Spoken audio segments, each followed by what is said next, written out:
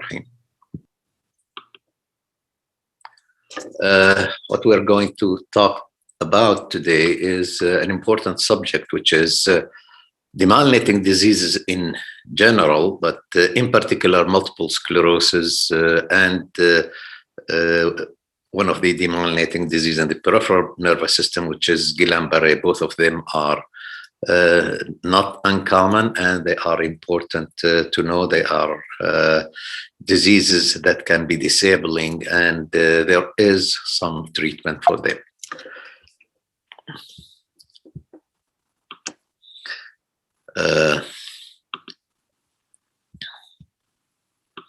Okay, to start with, we have to remind ourselves with the neurons and the axons. As we can see, there are three types of neurons. This is the predominant type in the central nervous system, which has multiple dendrites and has one axon. So the direction of the impulse, of course, is always from the body of the cell or the soma to the axon. So the direction of impulse is going down. Now, the dendrites can be all in one direction and the axon in the opposite direction. And we call that the bipolar cells. The cells in the retina, the cells in the olfactory region in the nose are of these bipolar nerve cells. In the dorsal root ganglia, we have the unipolar cell where there is only one pole for the cell, and then it divides into a peripheral process, and the peripheral process goes to the sensory areas, all the different sensors underneath the skin.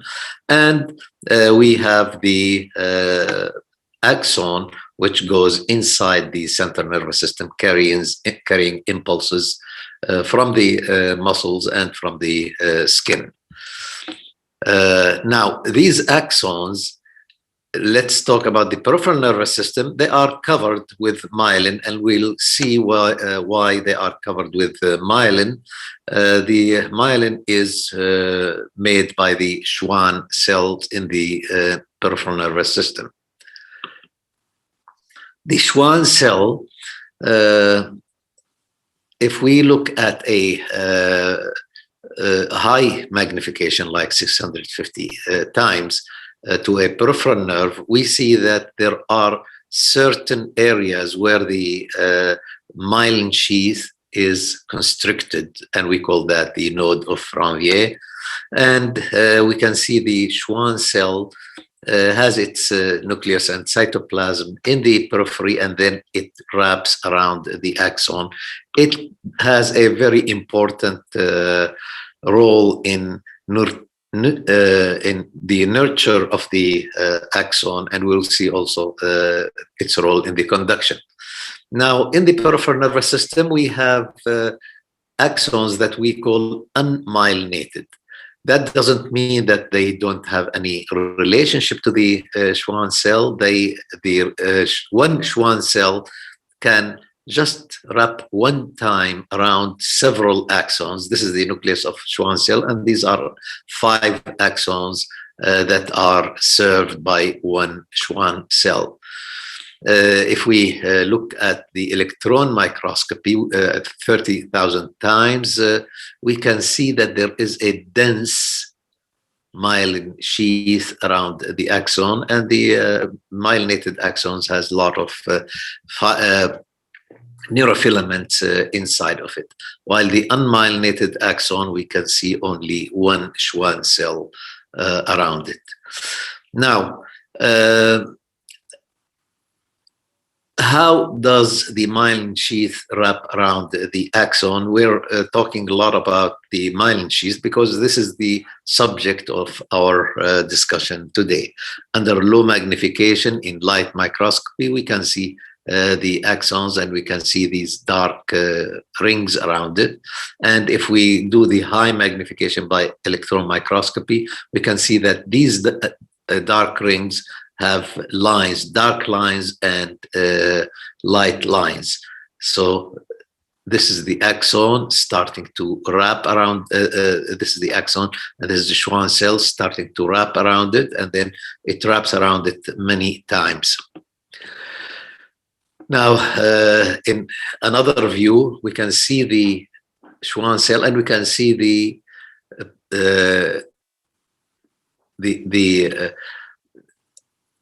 myelin sheath, which is part of the cell membrane that is unfolded. So each oligodendrocyte have several processes that's inside the central nervous system.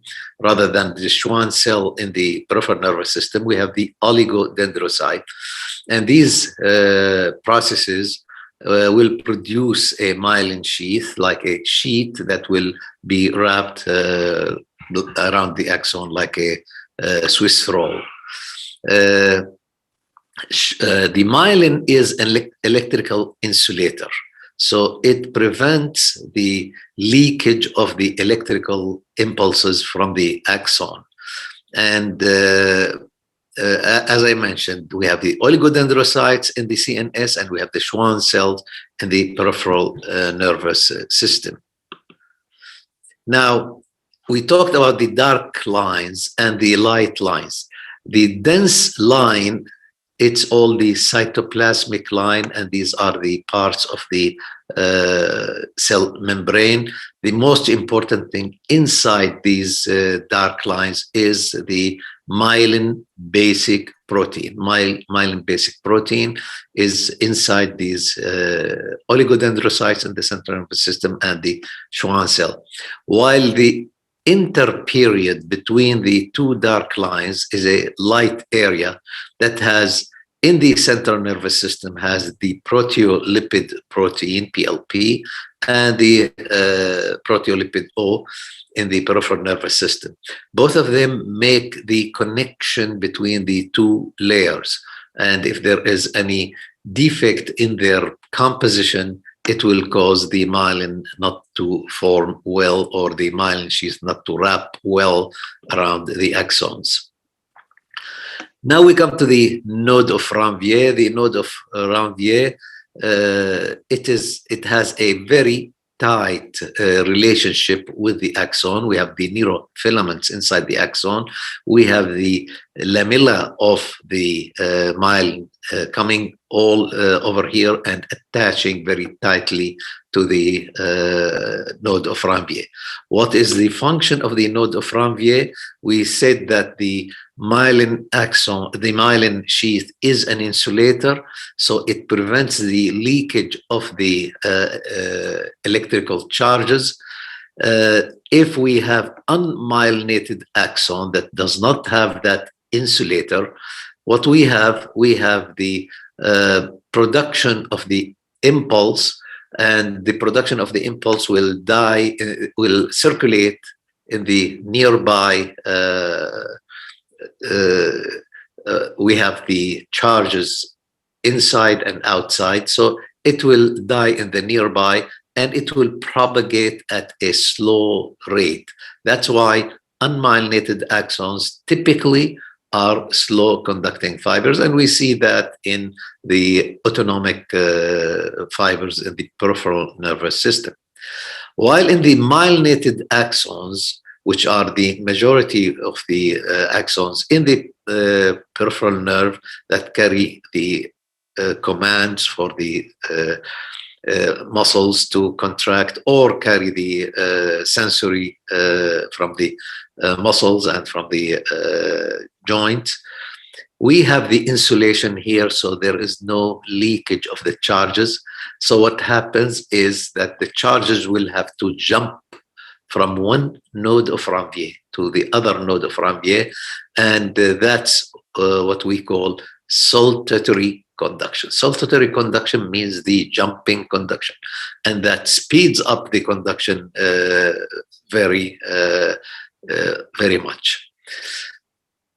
If there is a mutation in the proteolipid protein, and these are the common sites of mutation, what happens is that we have defective myelin, either in the peripheral nervous system, where we have a lack of myelin in certain congenital diseases or certain hereditary disease. And in the central nervous system, there are certain hereditary diseases that cause defective formation of the myelin. Now we come to the demyelinating disease. In the peripheral nervous system, we have the Schwann cell. We have either a congenital defect in forming the myelin, like the so-called the Charcot-Marie-Tooth, Refsum's disease, adrenoleukodystrophy, and metachromatic leukodystrophy. All of these cause defect in the adrenoleukodystrophy, and metachromatic can cause both peripheral and central myelin defects. While there are several acquired, which are more common, acquired myelin problems in the peripheral nervous system, it can be either inflammatory, like a Guillain-Barré, or chronic inflammatory demyelinating polyneuropathy, or multifocal motor neuropathy, or associated with, or the disease associated with gammopathies, such as POEMS. Or we have inflammation caused by viruses, such as what happens with varicella zoster, diphtheria, AIDS virus or HIV virus, and leprosy. Or we have acquired through metabolic derangement, and that metabolic derangement can happen in diabetes, ethanol abuse, hepatic disease, thyroid disease, and toxicity from chemotherapy. We're not going to talk about all of these. We're going to take examples for that. Demyelinating disease in the central nervous system, which is frequently affecting the oligodendrocytes, can be also hereditary. And I mentioned adrenoleukodystrophy, metachromatic leukodystrophy, and other diseases such as Krabbe's disease, Alexander's disease, Canavan's disease, Pelizaeus-Merzbacher. All of these are diseases that or the majority of them can happen in the pediatric population, and can be related to inherited, mostly either autosomal recessive or X-linked disease. We come to the acquired demyelinating disease of the central nervous system. Again, we have the inflammatory and the metabolic. The inflammatory can be infectious, and infectious diseases that affect the oligodendrocytes and damage it in the central nervous system can happen in the PML or in HIV or SSPE. SSPE is measles virus causing subacute sclerosing panencephalitis. We'll talk about PML later on. Multiple sclerosis is the major thing that we are going to talk about, and its mimic, which is neuromyelitis optica or de Vick's disease. Okay, why did they call it multiple sclerosis? It was called multiple sclerosis by the old neurologists, neuropathologists, such as Charcot, because at that time, their only way of investigating diseases of the central nervous system was to do autopsy.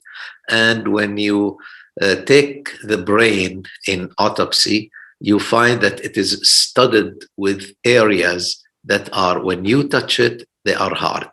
These are hard areas because of gliosis.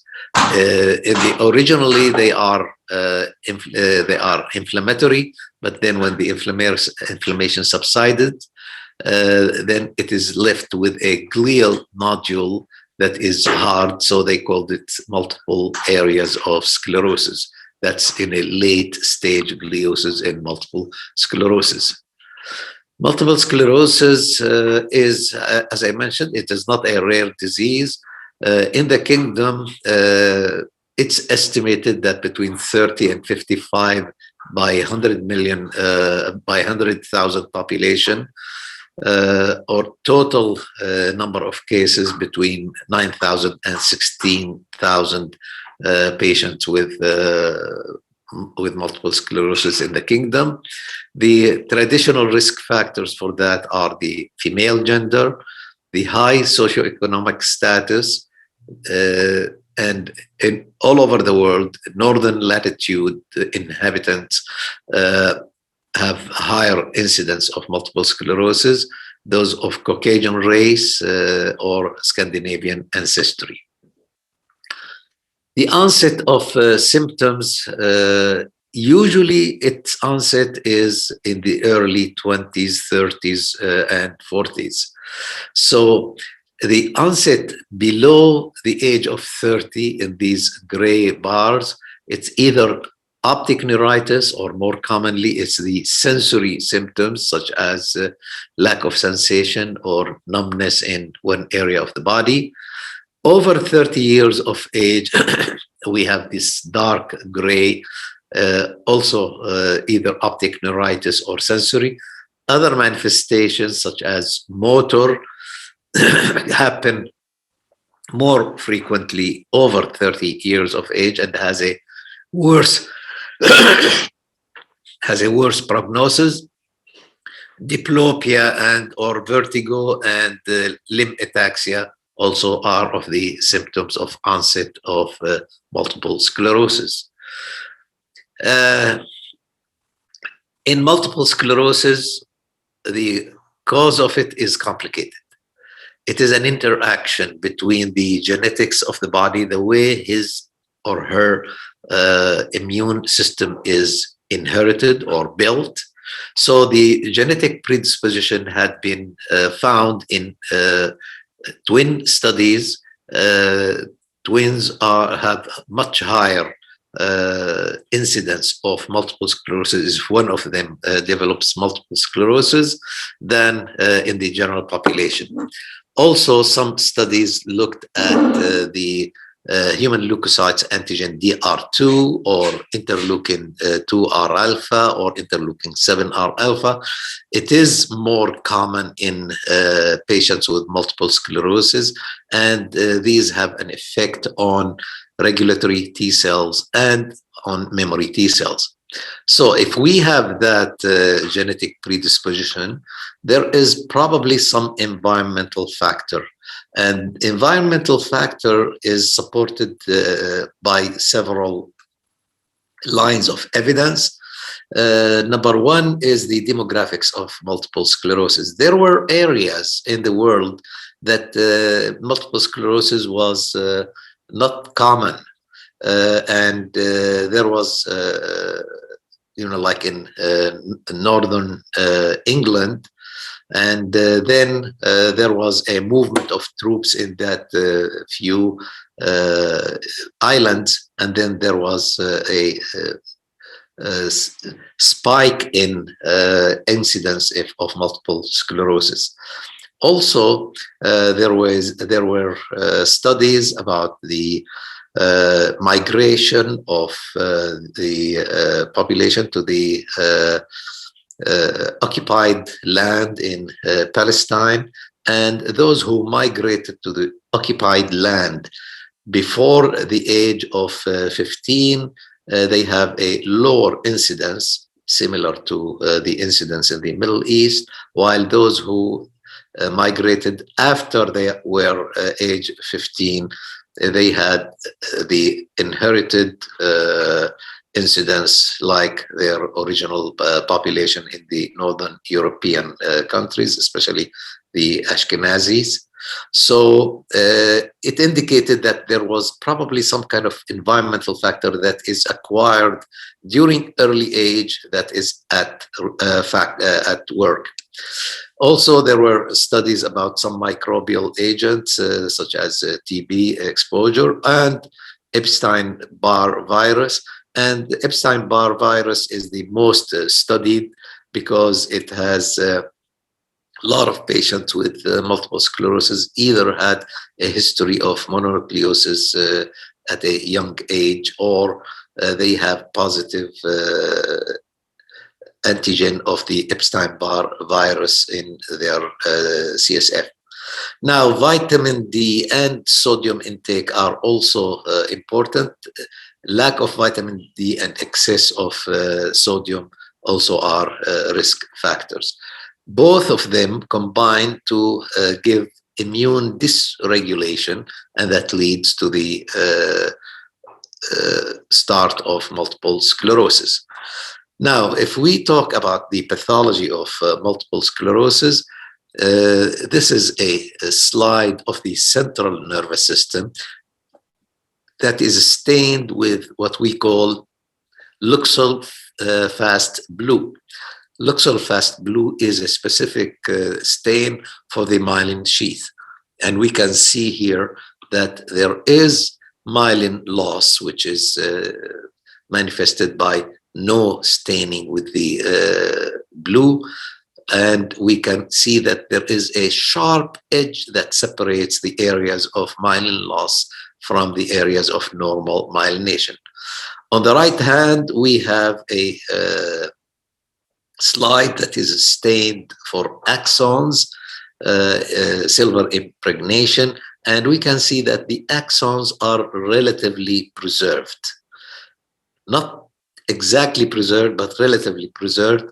As we mentioned before, the oligodendrocyte have a role in nurturing the axons, and if they are severely damaged, some axons will be transected or damaged, as we can see here that there are some areas of axonal damage. Now, what happens to the myelin after it is damaged? It is picked up by the macrophages, and we can see here the macrophages look like they have foam inside of them, and that foam is only the lipids that is coming from breaking down the myelin inside the macrophages. And if we stain these macrophages with a stain that is called oil red O, as the name tells, that it will stain the fat with red, and wherever we find red, that means that there is fat. So these foamy macrophages on the right are filled with fat. Now, one of the hallmarks of the pathology in the central nervous system is to see venules that are surrounded by a lot of lymphocytes. And that is the first manifestation of inflammation inside the central nervous system, which is the migration of the lymphocytes from the venules inside the central nervous system to do their damage. Now, the pathology of multiple sclerosis, it is not precisely an autoimmune disease, but a disease in which there is a significant factor for autoimmunity. In the beginning, of course, this is what we call the illustrative severity with time graph. The severity of the inflammatory response in the beginning is high and goes down. And that's why we can see that these are wavy, which means that this comes in exacerbations and remissions. It's a very unsettled type of course. And we have the other part, which is the degenerative part. And the degenerative part starts small in severity and increase with time. So the disease manifestations is the exacerbations, that what we call, or the attacks or the relapses, are nothing but the top of these. It is like these islands in the ocean. We have a lot of activity going on, or volcanic activity that is going on underneath the surface of the water, and we can see only these peaks on the surface of water. That is what we see clinically, but the pathology is going on. So what happens with the immunopathogenesis of multiple sclerosis? We have T cell activated in the periphery. It doesn't start in the central nervous system. Some kind of factor activates the T cells to become autoreactive cells. T cells, of course, are lymphocytes, either by molecular mimicry, we'll talk about that later on. Then these T cells will go inside the central nervous system. They cross the blood-brain barrier. BBB is the blood-brain barrier. And later on, the T cells are reactivated in the central nervous system. They find a lot of epitopes. And then there is a cellular mechanism of injury. They collaborate with other cells inside the central nervous system. Then that inflammation causes further disruption of the blood-brain barrier and more leakage of B cells that enter the CNS and proliferate. Now we have involvement not only of the T cell of the lymphocyte population, but also the B cell. And then we have the antibody complement dependent cytotoxicity. So how are they activated in the periphery? As we know, we have the antigen presenting cell, which is shown here as a dendritic cell, and they present a certain antigen to the T cell, and that T cell, it becomes sensitized to the antigen. The antigen could be some kind of viral antigen with genetic susceptibility, as we talked about before.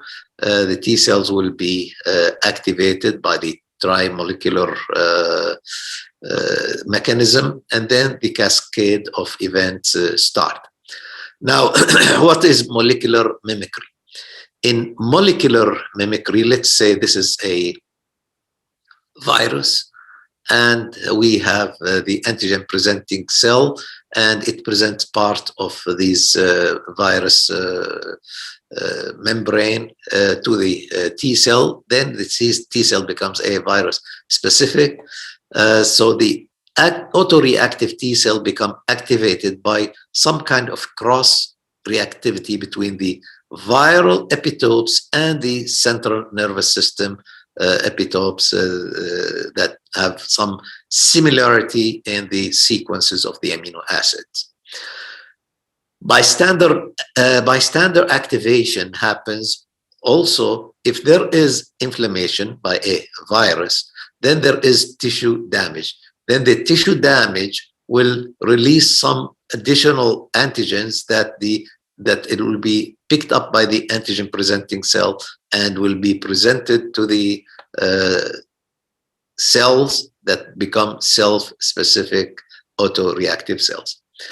Epitope spreading happens mostly in the central nervous system. When the cells come inside the central nervous system, they start doing some damage. When the damage happens, the epitopes of the cells or the myelin will be released, and the antigen presenting cell will pick them up and present them more to the T cells and cause autoreactive T cell. So it is like a chain reaction that happens. So the pathogenic T cell is a population that lost the balance between the T helper 2 cell, which is an anti-inflammatory, and the relapses in disease of multiple sclerosis are preceded by decreased the T helper 2 cytokines, and the T helper 1 pro-inflammatory cytokines. The relapses are preceded by increase in the pro-inflammatory T helper 1. So that imbalance between the anti-inflammatory and the inflammatory is shifted towards inflammatory, and therefore T cell become pathogenic in multiple sclerosis. And the aims of certain therapies is to decrease the activation of T cells that are causing the imbalance, which is the interferons that we give to the patients. B cells, as I mentioned, also becomes autoreactive, and it can be activated by the T cell, but then it also has a role not only in producing antibodies, but also in becoming an antigen presenting cell.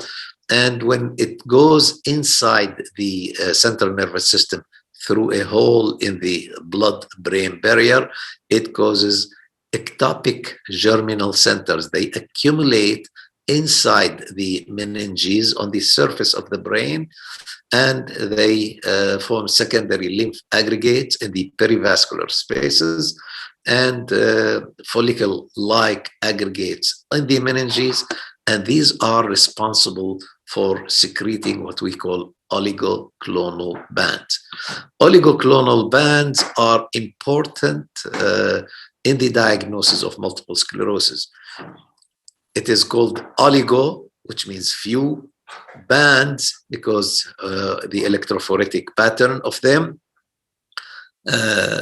So what happens is that we study the CSF immunoglobulins either by quantitation in patients with multiple sclerosis.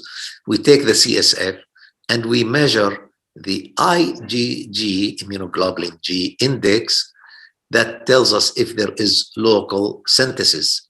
And the way we do that, there is a formula for that.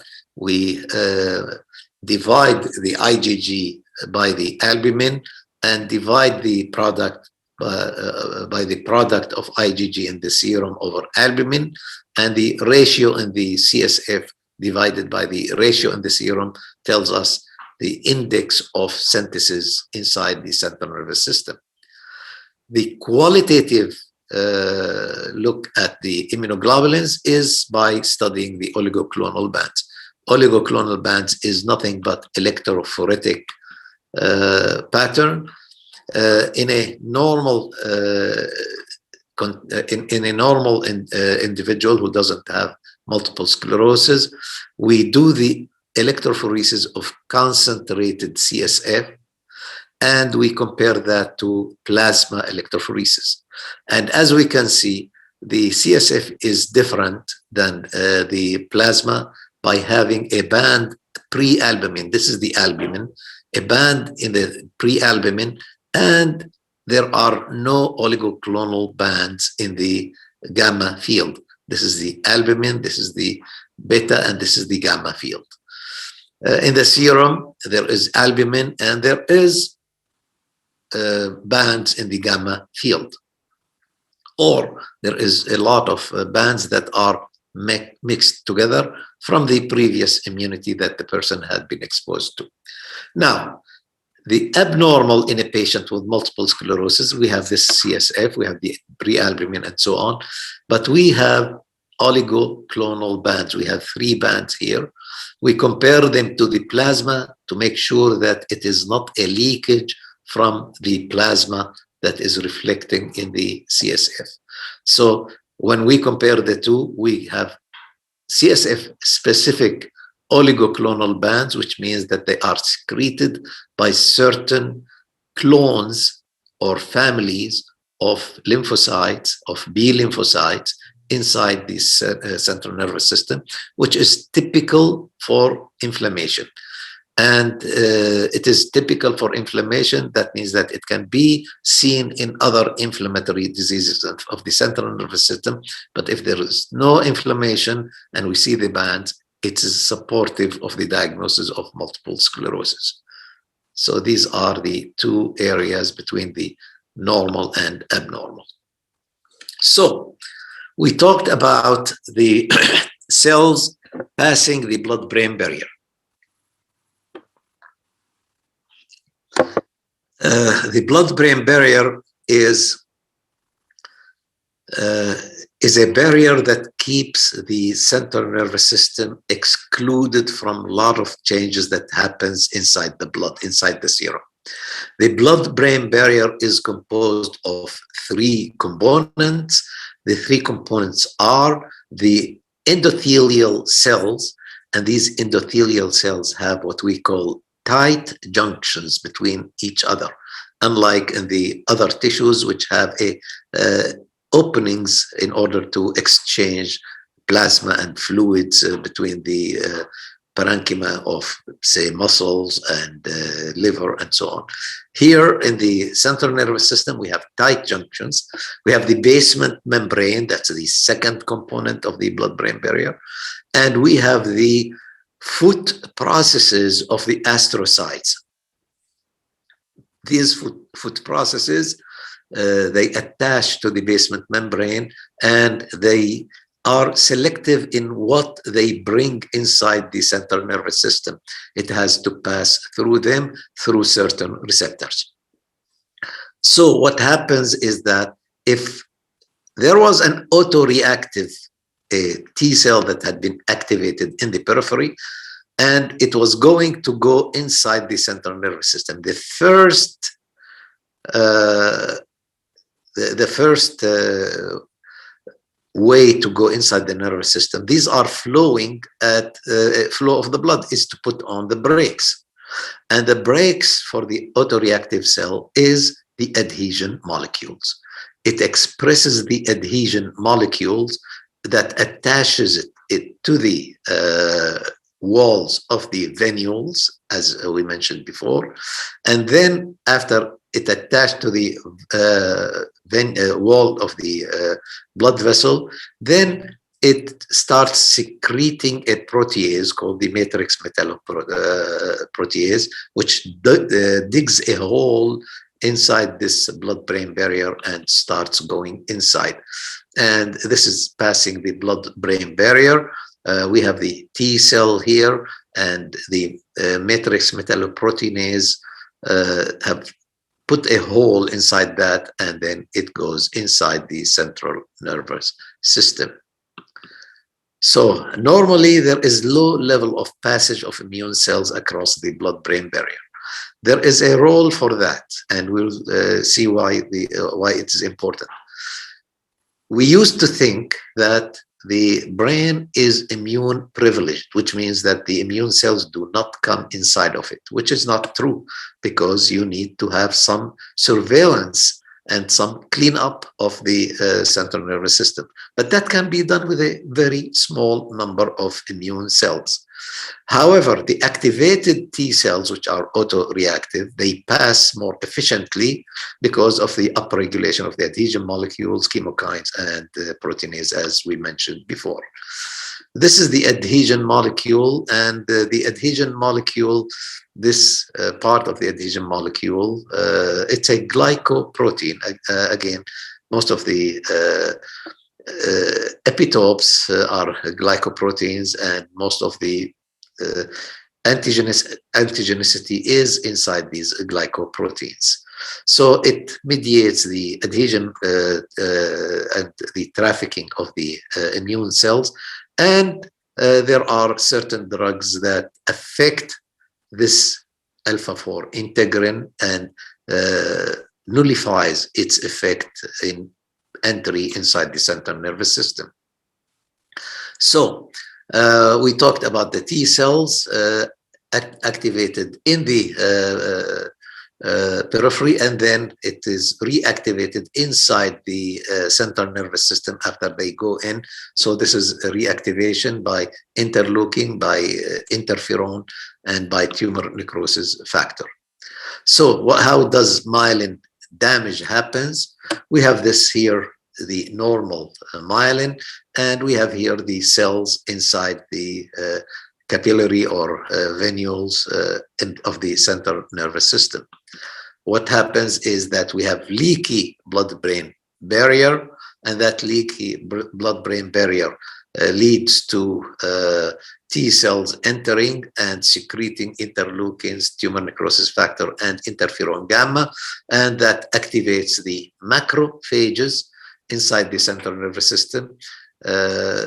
These macrophages will start eating up the myelin because they recognize it as a foreign antigen, and the damage happens and expands.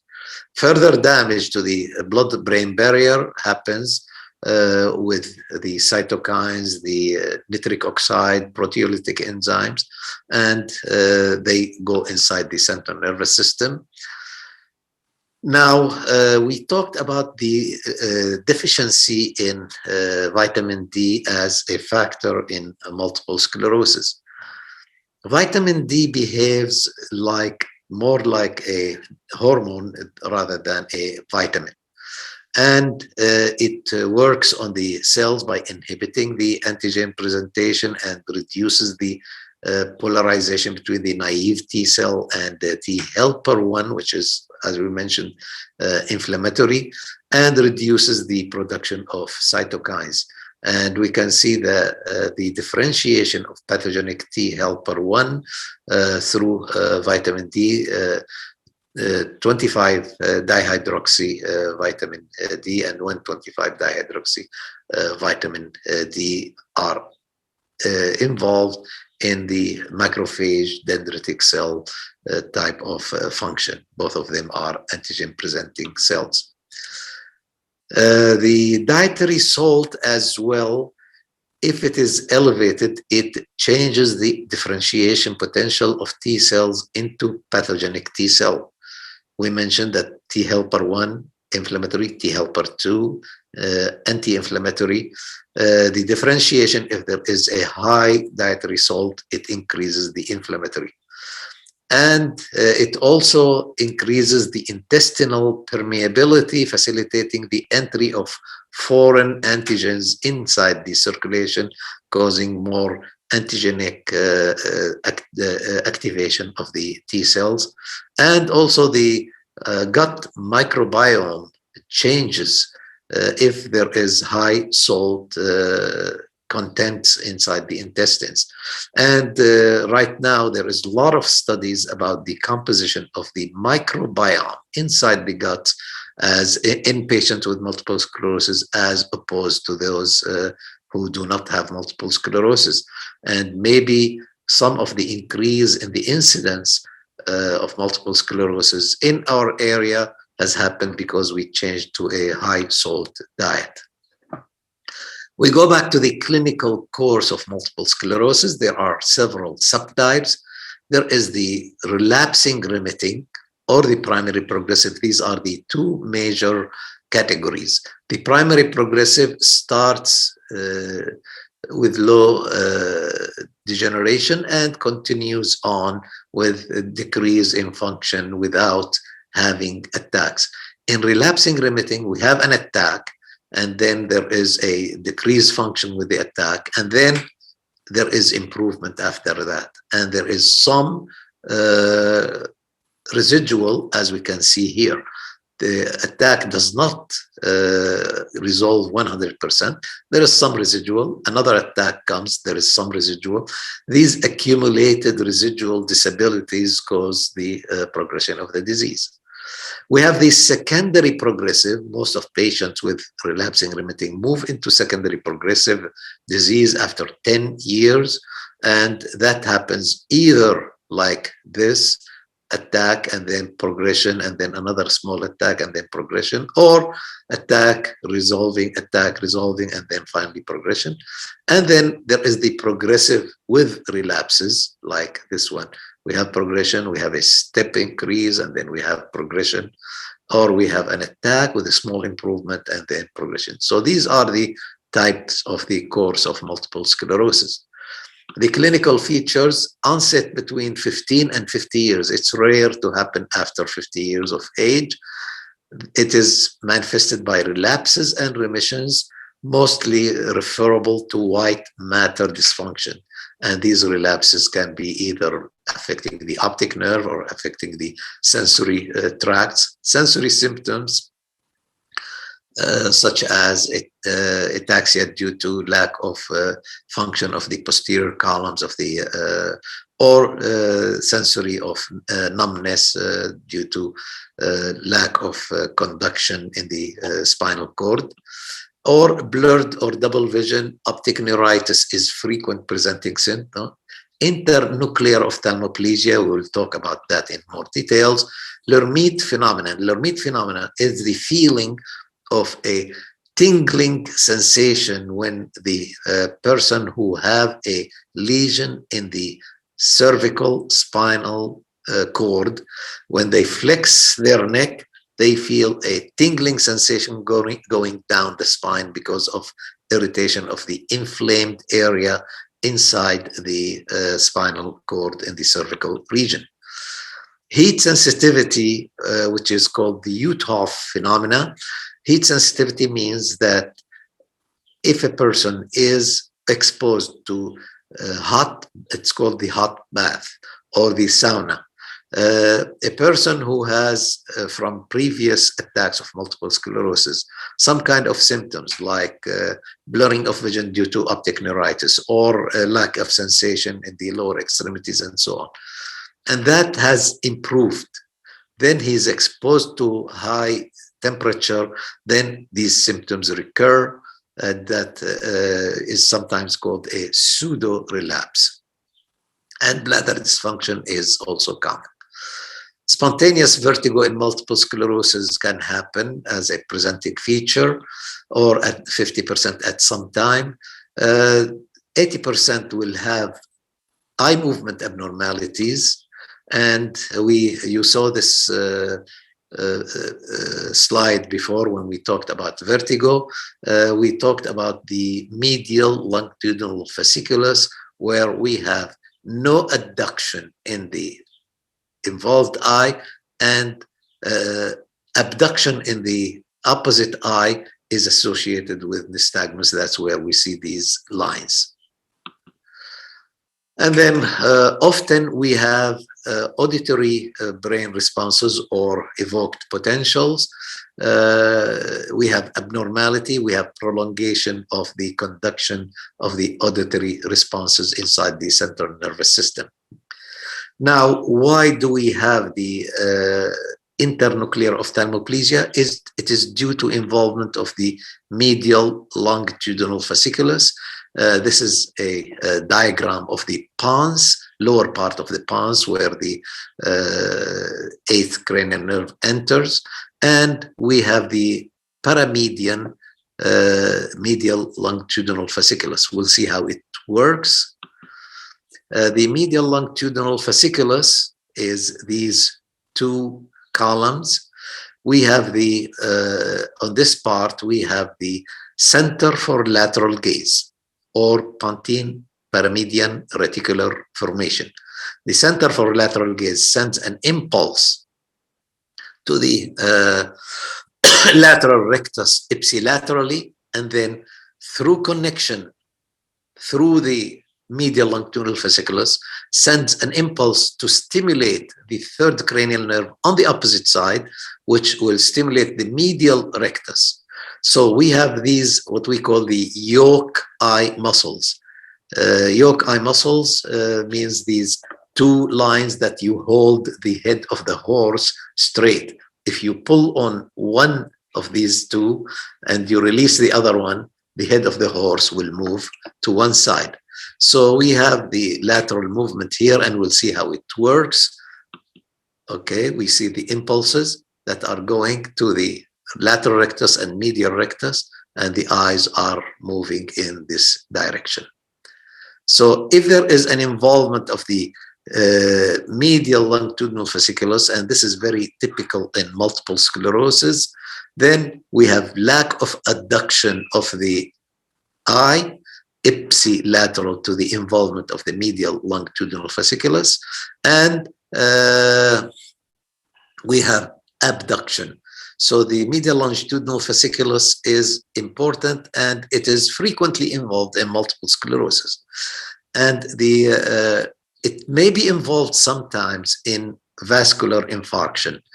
And that's why if it is only one side, we think about vascular. If it is two sides, because it does not respect vascular territories, it is very characteristic of multiple sclerosis. The imaging course of multiple sclerosis, we can see increase in the T2 lesions, and we can see that initially, and then at 1 month it will increase, at 4 months, and see the gadolinium enhancement. We can see that there is an increase, and then it disappears, but then it leaves a spot. So the diagnosis of multiple sclerosis is based on 3 factors. Number 1, it's like a tripod that sits on 3 legs. There is dissemination in time, and there is dissemination in space. That means that several lesions happen at several times, and it affects several parts of the central nervous system. And the third most important thing is that there is no alternative diagnosis. An attack is a neurological disturbance of the kind seen in multiple sclerosis, and at least has 24-hour duration, and pseudo-relapses or single paroxysmal symptom is excluded. And if the person gives us by history some events that the symptoms are some of the typical of multiple sclerosis, that is acceptable. There are certain criteria that can be followed for dissemination in time, and it relates to the MRI changes. If there is more than one gadolinium lesion, or at 3 months later, if we show a gadolinium lesion, then we know that the gadolinium enhancement is active disease. An active disease does not last more than 1 month. If we repeat the MRI and we see new lesions that are active after 1 month have passed from the first one, this is dissemination in time. But no better explanation. We have to think about the other diagnosis, and it is given the mnemonic of vitamins. Just to make it easier to remember what are the differential diagnoses. It's either vascular, or infectious, or traumatic, or autoimmune, or metabolic toxic, or idiopathic, or genetic, or neoplastic. And finally, it's psychiatric for patients who have hysterical symptoms. Red flags for other diagnoses: if it is below age of 10 or over the age of 20, if there is a steady progression, and if there is no sensory or genitourinary symptoms, or if there is a deficit that is developing in minutes, that's more of a vascular profile. If the deficit is resolving rapidly, if there is rigidity, which is a basal ganglia rather than white matter, if there are seizures, and if there is cortical deficit such as aphasia, apraxia. That doesn't mean they don't happen, but it is rare. And if there is early dementia. We do imaging, and we do visual evoked potentials. The imaging shows us the different spots, either by T2 flare or by gadolinium, which enhances the active spots. On the left, we have the active spots and with gadolinium, and flare shows us the old spots, similarly in the spinal imaging. And we have something called black holes on T1. The black holes indicate that there is old, very inflammatory lesion that cause axonal damage. Visual evoked potentials: we put the patient we put electrodes on the occipital region of the patient, and then we expose him to alternating checkerboard type of pattern, and we measure from the occipital region, and we find that these evoked potentials. Usually we have what we call the P100. The P100 is at 100 millisecond. In the involved optic neuritis in the above line, it is shifted to about 135 milliseconds, which is typical of multiple sclerosis. There are the clinically isolated syndromes, can be either optic neuritis or transverse myelitis. And the other clinically isolated syndrome may be in the brainstem or in the cerebellum. We have to separate that from neuromyelitis optica or Divix disease, which is another inflammatory disease, but it causes long segment, very long segment of involvement in the spinal cord, as opposed to the small segments that we can see in the patients with multiple sclerosis. Typically, it may involve the lower medullary lesion and causes nausea, and vomiting. These are the lesions that are typical with neuromyelitis optica. And post-infectious encephalomyelitis or ADEM, it's similar to multiple sclerosis, but it comes as one attack only. These are the disease-modifying treatments. I'm not going to go through them because it is important just to know that we either do the interferons that are immunomodulating, or we try to reset the immune response therapy, or we deplete the immunocytes, or we block the circulation we block the T cells from entering the central nervous system, as we mentioned before. The patients need general care, patient education. Exercise is very important. Avoid obesity, avoid smoking, avoid excessive sodium consumption. We come to the progressive multifocal leukoencephalopathy.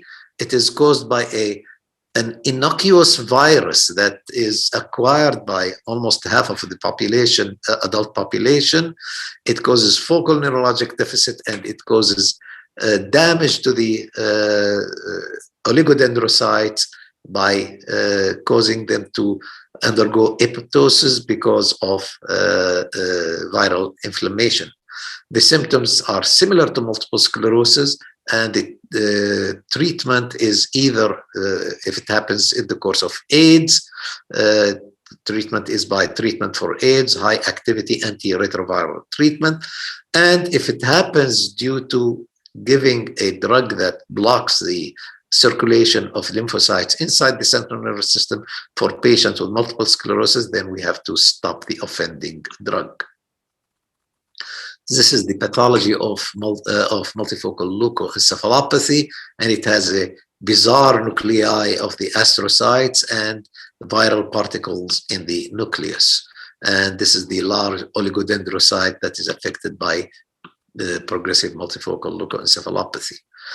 In the peripheral nervous system, we'll talk quickly about Guillain-Barré.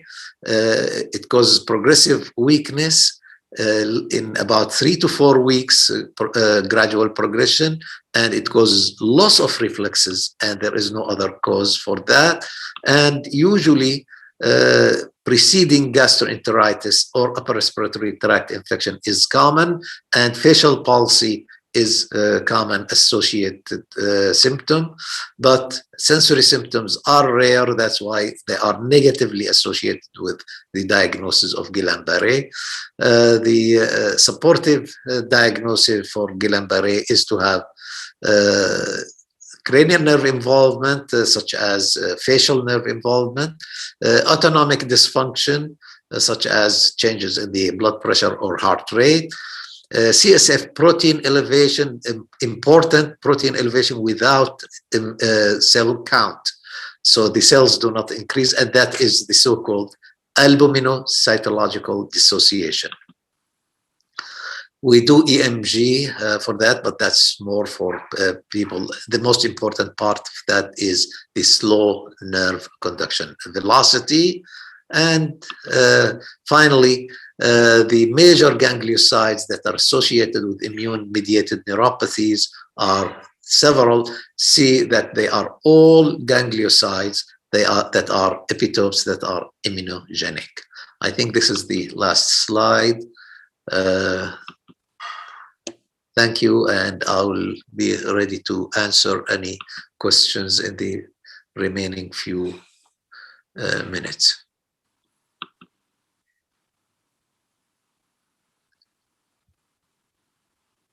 We have probably some 4 questions. The blue and the silver. Silver staining is for axons, and Luxol, L-U-X-O-L, fast blue. This is the question of what are the previous stains. The blue is Luxol fast blue, and the silver is impregnating with silver for axons. Okay.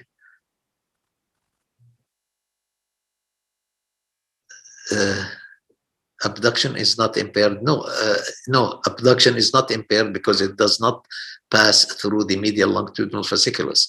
Usually, the problem is that the medial longitudinal fasciculus is a white matter composition, and it is frequently involved in multiple sclerosis, and not uncommonly involved bilaterally. So if we find a patient with bilateral failure of adduction while abduction is present with nystagmus, this is a very characteristic finding that suggests multiple sclerosis. Any other questions? That's it. Thank you, Doctor. I think the time is up, and I thank you for attending the lecture. Thank you so much, Doctor. Thank you. Okay, I'll send you the copy of the slides.